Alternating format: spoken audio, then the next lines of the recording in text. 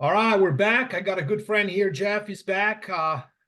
We had a video last time that was taken down. I'm going to try to keep it PG today as much as I can. It's going to be very hard for me, as you guys know, and I know for him as well. But we're going to try to stick with more charts today because we definitely are living in very interesting times. I've been warning people about this for a long time. It's sad. It's happening, the censorship and everything. But I know, like Jeff said last time, we are winning and you can tell. So I won't even go into it. I'll keep you guys posted what I'm going to end up doing with that video because a lot of people do need to hear it. And Jeff suggested that I should do something with Rumble, and there is a good chance I probably will. I was just thinking, and I don't know if Jeff agrees on it.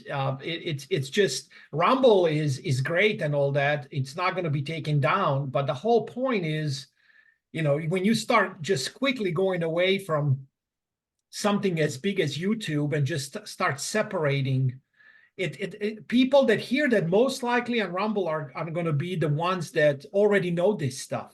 So in so many ways, it's pointless. It has to be some bigger account that maybe retweets something that you had to say, or we'll figure out a way. But like I said, without any more of rambling from me, I just want to say welcome back, Jeff, and tell us how you're doing and what you want to talk about today. Yeah. Appreciate it. Doing real good. And long story short on the whole video from last time, and we'll figure out, it just kind of lets you know where we are in the process of this whole thing. And it'll fit in real nice with this one. We'll just go through some charts of how I interpret what we're seeing unfold. Kind of with the crescendo of being that videos that, regular people with zero following that get 40, 50 views are being removed. So all we're going to do is talk about how I interpret the charts that we're going to go through today. And hopefully that's cool. And I think we're just at a really exciting time in history. And looking forward to it. Me too. Let me know if you see that. Yeah, like you said before you go into the chart, that was the main thing that you just hit on. That video we had was only like, I would say 50 views only before 50, not 5,000, not 500,000, Yeah. not 500, Yeah. 50 That's views. how frail the entire situation is, which to me Yeah. is a positive, but it is frustrating. And quite frankly, like, you do get a sense when you told me that when I saw that video got taken down, you get a sense that you were literally violated. So it's a terrible feeling. And it just, again, I think it'll play in well to exactly what we're seeing in the markets. And on that front, because I'll talk about a lot of charts and all that stuff, I am a complete amateur at all this, not a financial advisor.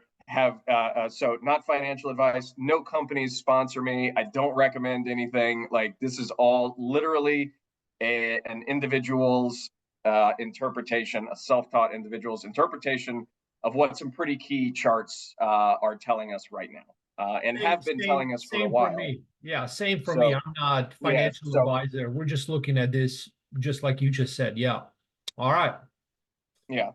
So essentially, so we'll jump into it. So because we got some stuff that we can cover here, and it's pretty interesting. So this is a 4-hour chart, and we'll do it backwards. So I wanted to go through it the other way, but this is just fine as well. It'll show us the near term, and we'll back out to a little bit further view.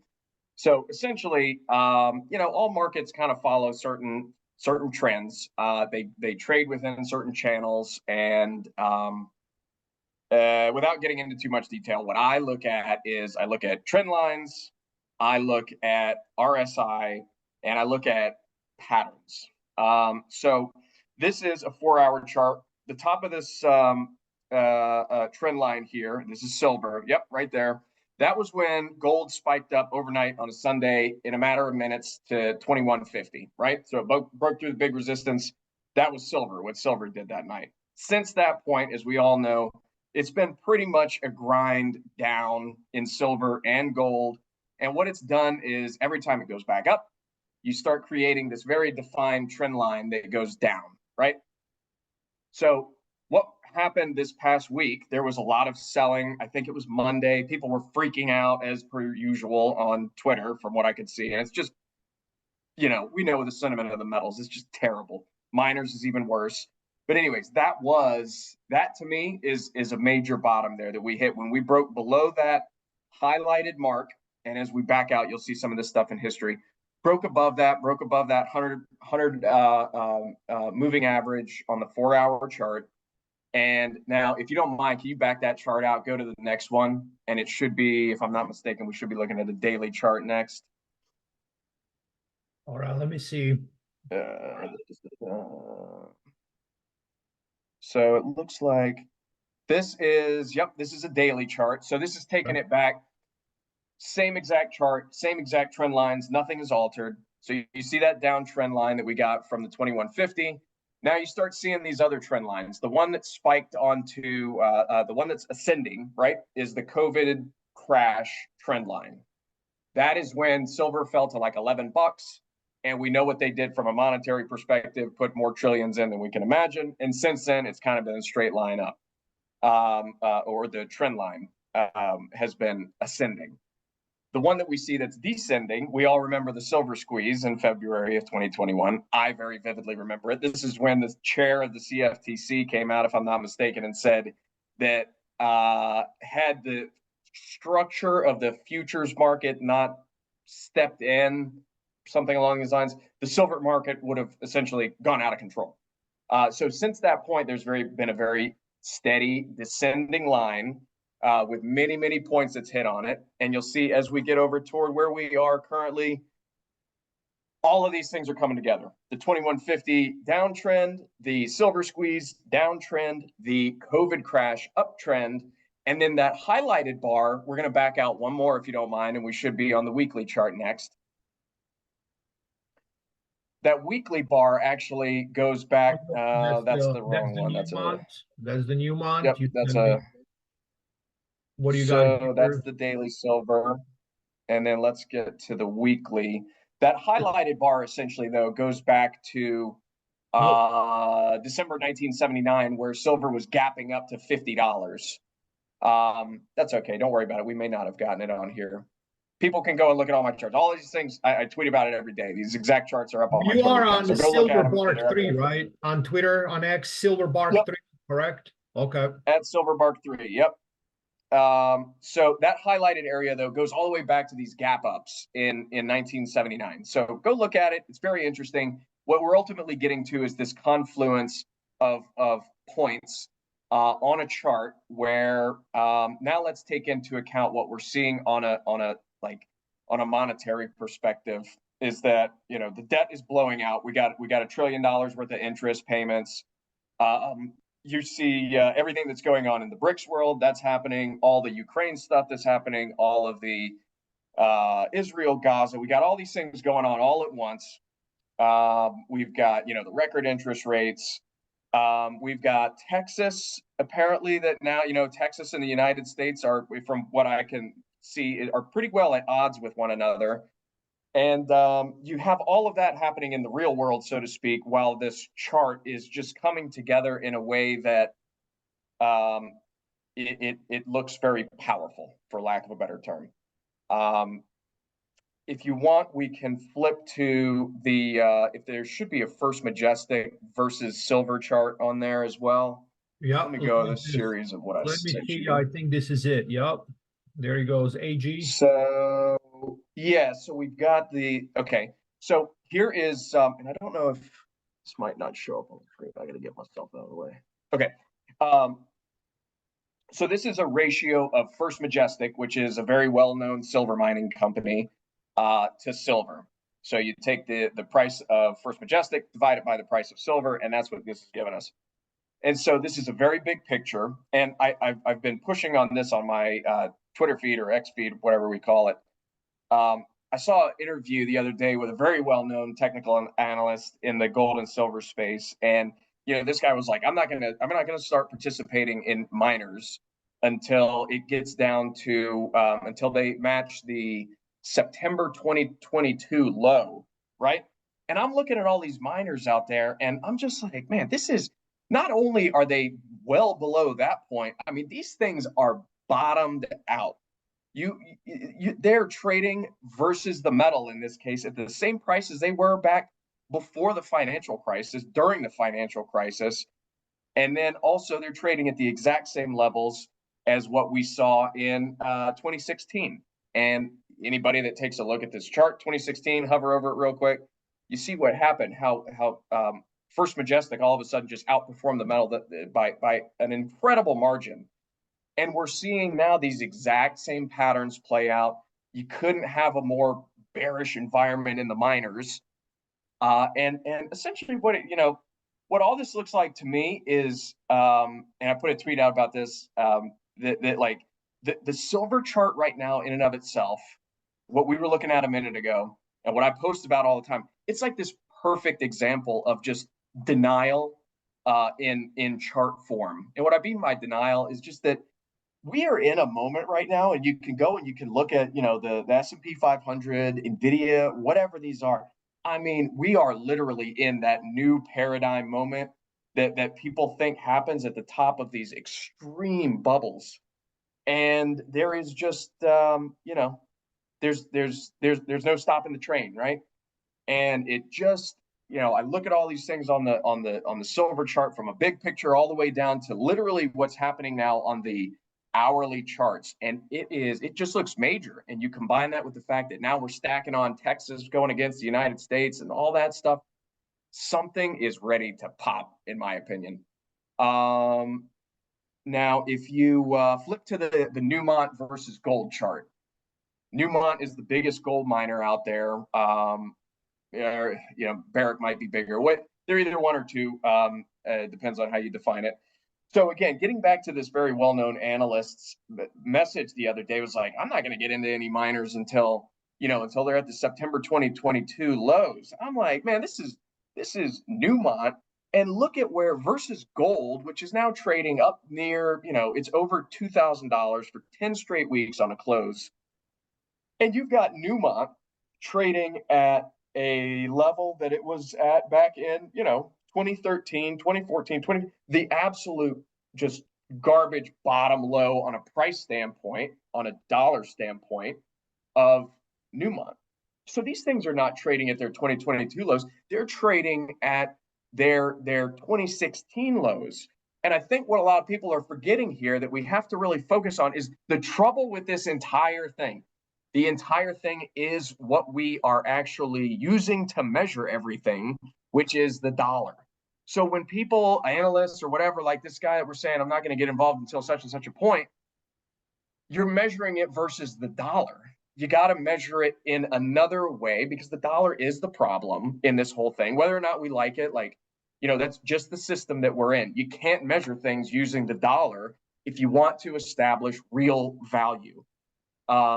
Now we can go on. What's the next one I sent you? If you go to, I sent you a GVZ chart. It's the gold volatility chart. I got 1, 2, 3, and so Bob, 5 that I was able to download. So this is the new okay. one. That's all right. That's all right. I'll just talk through it real quick, and you can put up. Let me see. Do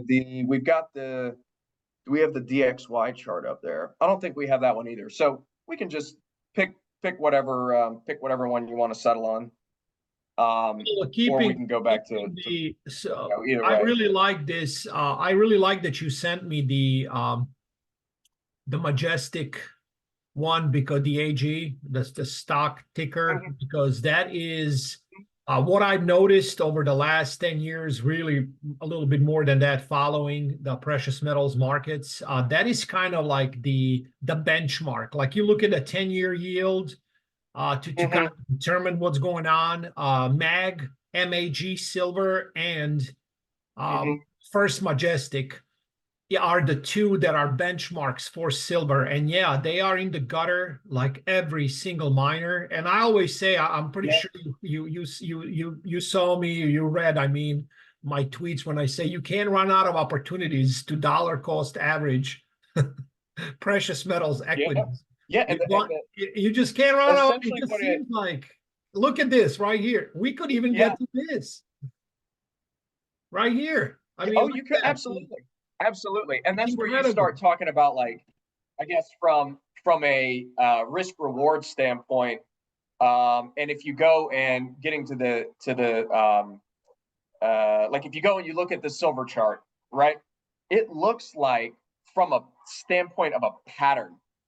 If you look at a weekly or a monthly chart, and I don't think we have it here, but if No, you go and you look, and you can leave it daily. here, this is fine. This is the daily chart. If Yeah. you go and look at the same pattern that evolved on silver back after coming out of the financial crisis of 2008, it's near identical. I mean, it's near identical. And Bob Coleman has talked about that. He's the metal storage guy up in Idaho. Great follow. If you don't follow him already, you got to I follow him. do. I do. Know But Bob. No, I don't know yeah, him. I yeah, know of him. Yeah. he's excellent. And so he's mentioned the same thing, that this pattern looks like, it looks like the exact same pattern, of which we know what happened after, silver went up to $50 again. And something else, and I sent you a chart on it. We're not going to get to cover it. That's okay. I'll just talk through it though. And going back to something Bob mentioned is the gold volatility chart, GVZ. If people look at that chart, you can see, I mean, this is not just a this is a multi-decade breakout that we're about to go through. It's not just, I don't think what we're seeing here is just going to be a little, hey, this is going to be a repricing to maybe 2,500, or maybe his. No, I think this thing is at a point where you start putting together what the charts look like, these massive cup and handle patterns that are going for 10 years, with a handle that's going for 4 years in gold. And silver, you're looking at like a 50-year pattern. And you start looking at okay, you put the pattern together with the news stories that you see, like, because these charts are essentially they're moments in time. You can stamp every single one of these things with a time, and generally there's some type of reaction or newsworthy event that happened. We're at a pretty big one right now, in my opinion.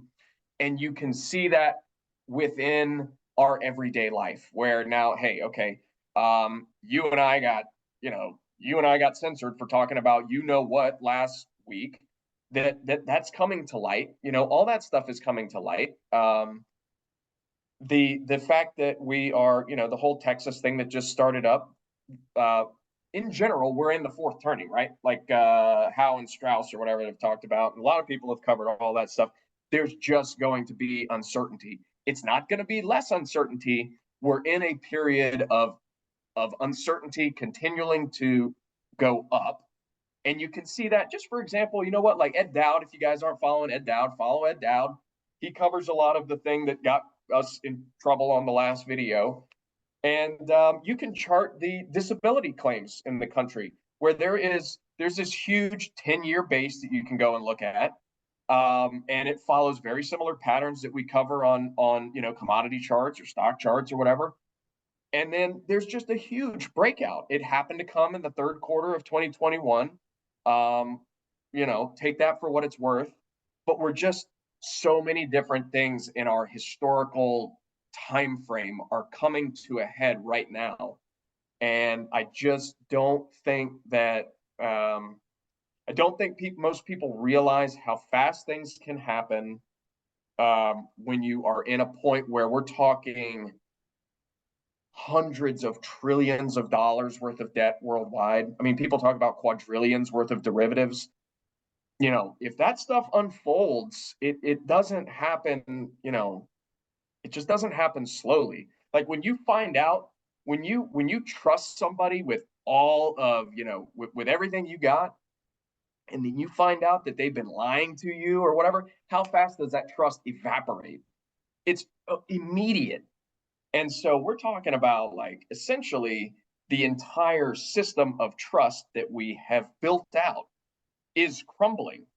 And one day it's going to be just enough. It's going to be the Jenga tower where that last little block comes out.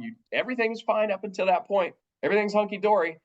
And then boop, you pull out that last Jenga and it's over. The thing just has nothing left.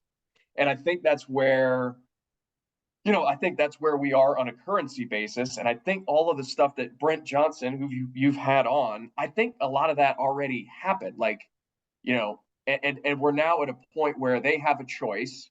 They either get going with the inflation side of the house and keep the system going, which he said, he's like, dude, if they can keep it going, they can inflate it. You know, it's when they lose control that the milkshake happens. I think, you know, I think that's all playing along pretty good, and they know they've got to make their move. They've got to make their move. Otherwise, this thing, with paying $1 trillion worth of interest on an annual basis, you know, I've tweeted about this a lot. It trillions in decades with interest attached becomes trillions in years, becomes trillions in weeks, trillions in days.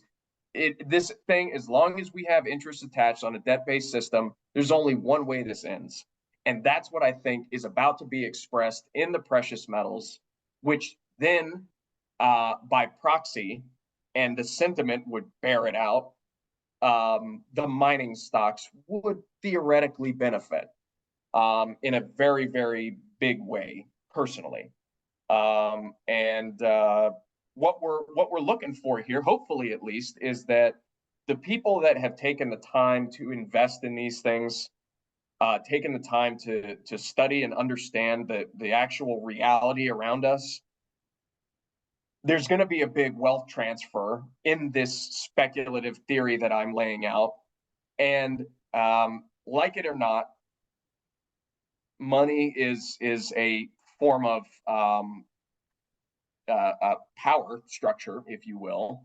And I think we're going to see a great deal of power that has existed within a small group of people move into a different group of people that has a great deal different mindset on what we've been seeing unfolding for the last, say, 50, 60, 100 years, maybe even.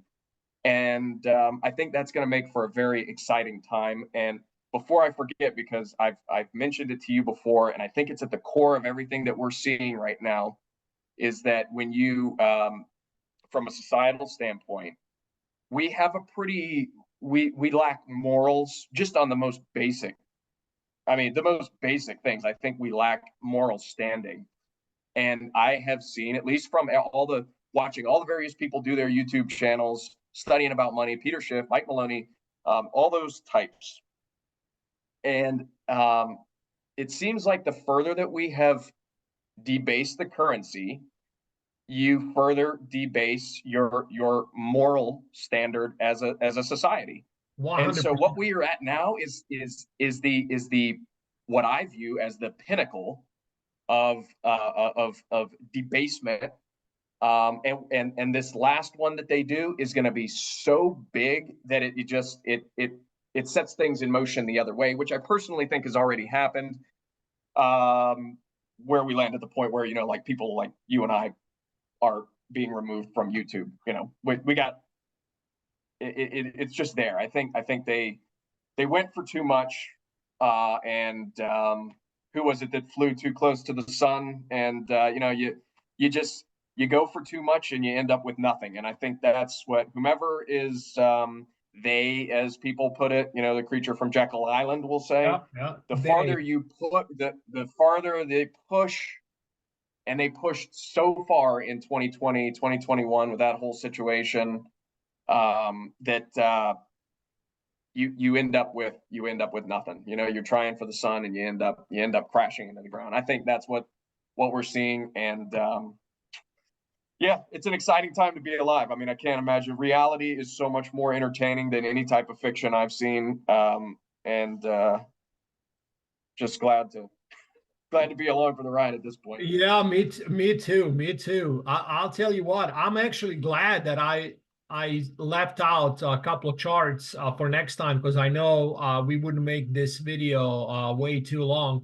But just to touch up on that before we finish in the next couple of minutes, to what you talked about when it comes to disclaimer. Yeah, I am not a licensed financial advisor at all. I am a little crazy. I have to admit, I am a big contrarian. I'm not afraid to take shots, like, you know, moving from the city into the country and starting a whole new business in the middle of the so-called health event that I can't even say the word out anymore.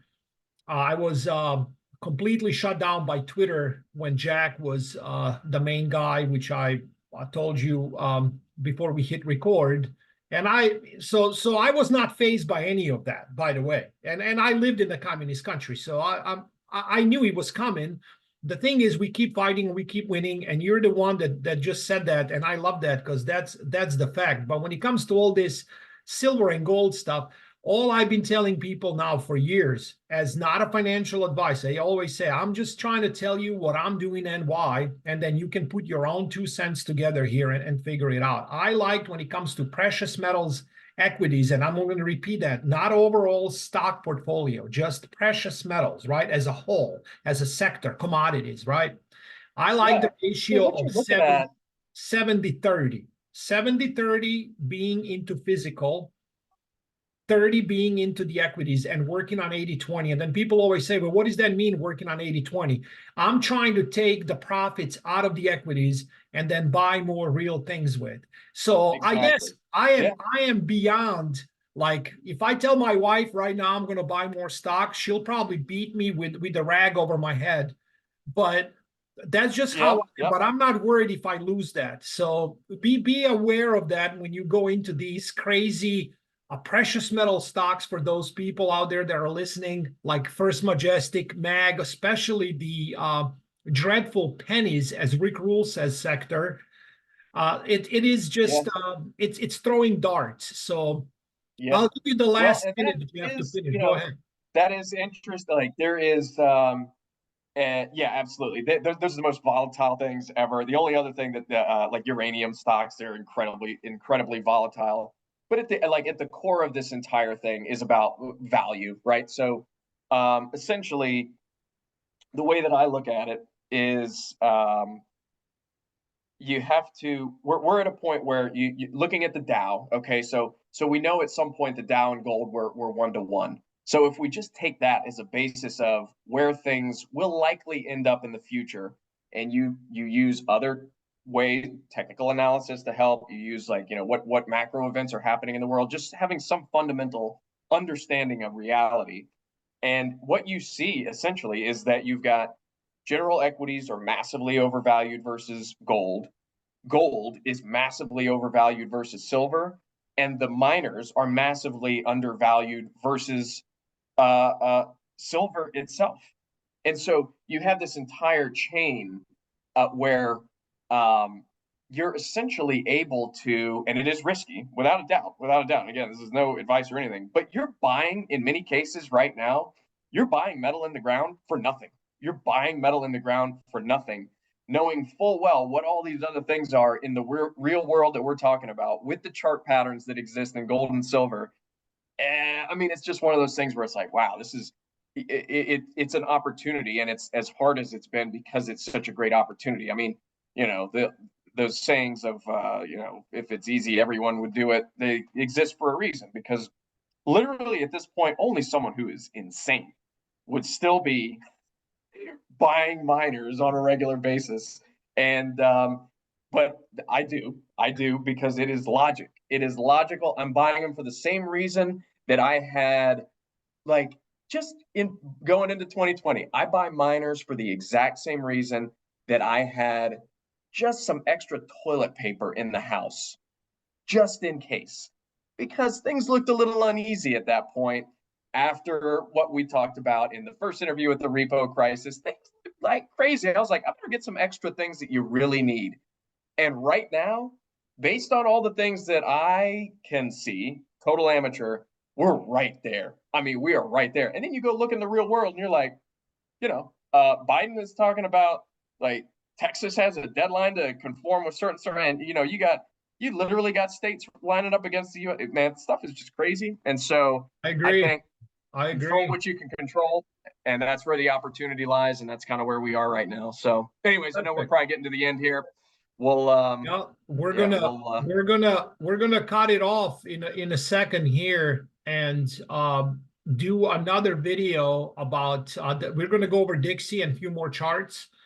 And then again, that was a perfect finish right there. We are right at the precipice of all these things are happening right now, and I do believe this is. I'm agreeing with you, and I'm hoping it's FOMC week coming up too. So in the last FOMC, this is the Federal Open Market Committee, the Fed. they went Dove in the last one. And if they, this week, that's the next one. And it comes at a point when it looks like there's some serious stuff ready to blow. And so if they come out this week, I'm ready for it. I'm ready for Yeah. it. I'm ready for it, Jeff. We'll set up a meeting with the phone right now. I cannot wait for the next one. Thank you again. Again, this was not financial advice, just two regular guys trying to make sense out of this nonsense, and nonsense there is plenty. Thank you, Jeff, and we will talk soon. All right. Thanks a lot, Marco. See you.